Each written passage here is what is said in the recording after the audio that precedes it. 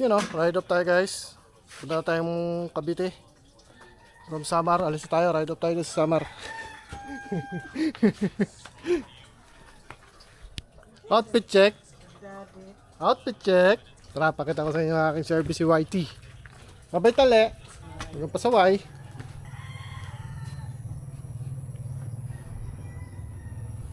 Tara, let's go, let's go.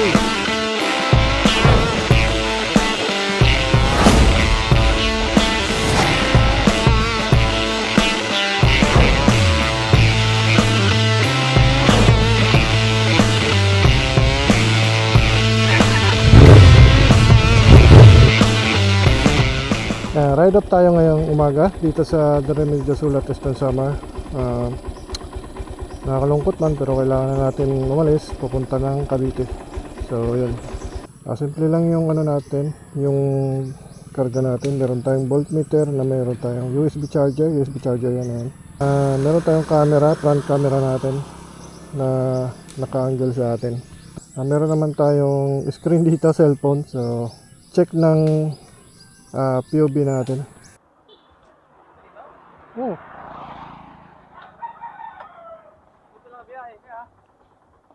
Walang biyahe. Sige la. Mahina-hina ka lang. So yun, 2.3 liters. Mabot tayo ng 456. Okay na yung bag. So first full tank natin to guys.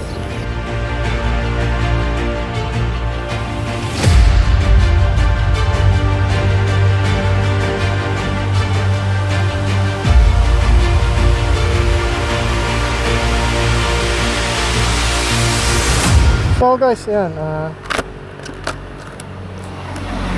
update ko lang kayo. Nagpahinga muna ako dito, kalagpas ko lang ng ng Buray. So papuntang Tacloban, tapos pag kumaliwa ka naman kung galing ka dito, papunta sa atin sa Western Samar. So pahinga lang ako saglit, dito muna tayo guys. So, pero okay naman yung yung biyahe natin. Ang problema ko lang ay ito. Tanggal, di ko alam kung nasaan. Kita nyo? Oo, makakahanap tayo niyan. Ano yan, switch ng gas. Kasi nga tumutulo yung gas natin, diba? So yun, time check natin, alas 9 pa lang. Update ko na lang kayo mamaya.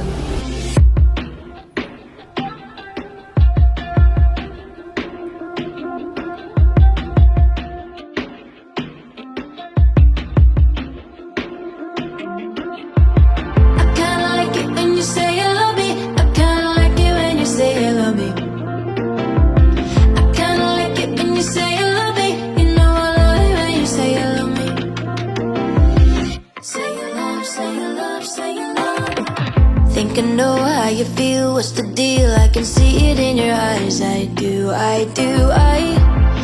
It's on the tip of your tongue, baby, say that I'm the one. It's true, baby, don't lie. I wanna hear you say it. Say it right now. Oh, say it right now.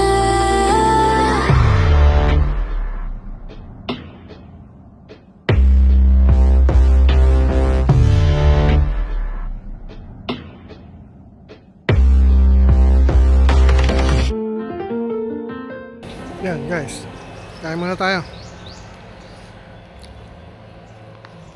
Tanghali na rin naman kasi. Time check pala natin na oras ba? 11:10 tayo huminto. Hindi na pala tayo ng pagkasulina. Bali, full tank pa tayo kanina eh. Parang sakto yata doon yung 500 natin. Yun. Continue ko lang kain ko guys ha.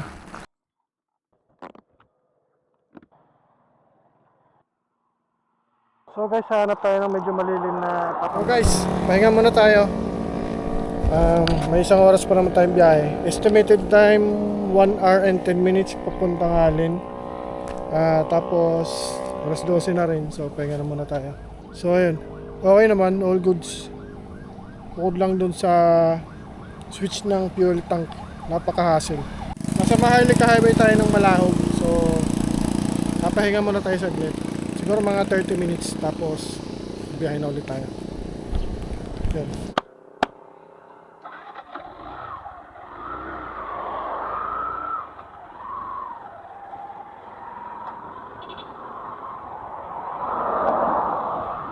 So guys, babiyahe na ulit tayo.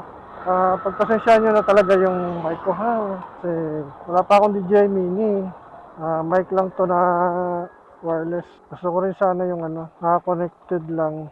Yung hindi wireless. At least pagka inopen mo yung camera, bukas na rin yung mic, diba?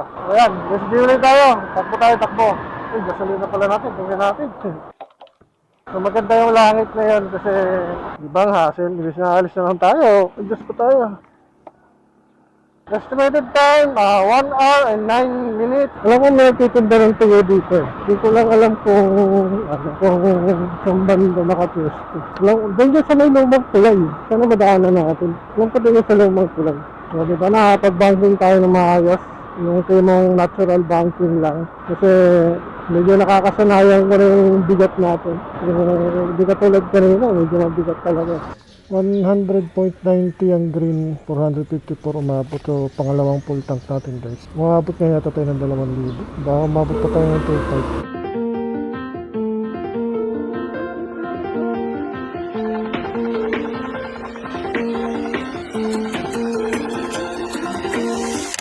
I kinda like it when you say you love me. I kinda like it when you say you love me.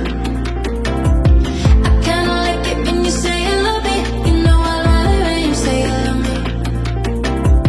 I kinda like. Andito tayo ngayon sa Allenport. Ang binayaran natin, so matotal mga nasa 1,200. 840 na yung 840 yung motor kasama driver. 10 pesos plus 30, so 40 plus, alam ko 65 to 65, 40, 65, 70,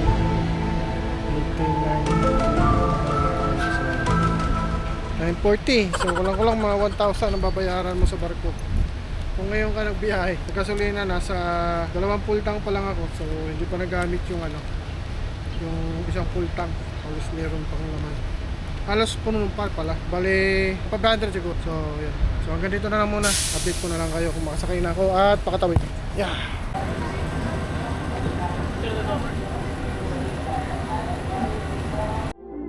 I kinda like it when you say you love me. I kinda like it when you say you love me.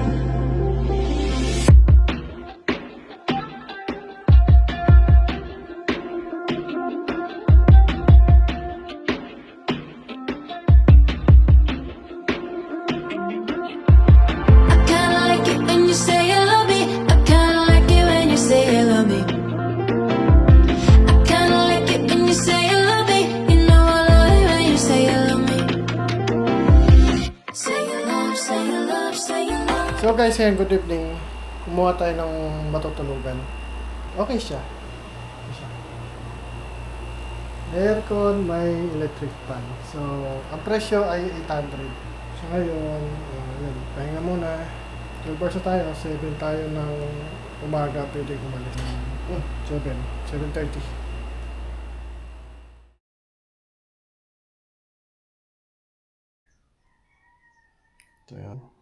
So yan, kagabi, hindi ko alam kung bakit ako tinatawag ng dalawang lalaki kagabi. Nandun naman sila sa loob ng bahay nila, sa bakuran. Kaso akala ko kasi hindi ko akala, kumbaga mahirap na. Ba't ko sila papansin, hindi ko naman sila kilala. Tsaka hindi ako taga rito, diba? Tapos yung dalawang lalaki kagabi, nasa loob lang sila ng bakuran. So tinatawag nila ako. Hindi ko sila pinansin. Kaya kung nanonood man kayo, bahala kayo dyan. Kapi tayo. Alis tayo may mga 6 na lang kasi ready pa ako dito eh. So, ito yung nakuha kong room. Yan. Wala akong makita ng 500 eh. Pero 800 itong nakuha ko. Okay na rin to.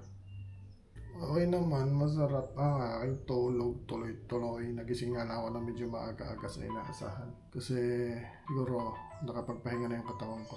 Mga 9 kasi ako natulog. Maaga pa yun. Nagising ako ng alas 4 ng umaga. So yan, pagka magbiyahe kayo, tulitin nyo na. dala kayo extra pambayad sa ano sa mga ganitong lodging house kasi mas maganda yung nagbabiyahe ka na hindi ka masyadong puyat tsaka pagod kung nakakapagpahinga ka. So, asahan natin na gabi na tayo makakarating nito pero okay lang, wala naman problema sa akin. Kahit ubutin ako ng alas 12 basta nasa bahay na. So, update ko kayo mamaya. Siset up ko lang lahat ng mga gamit sa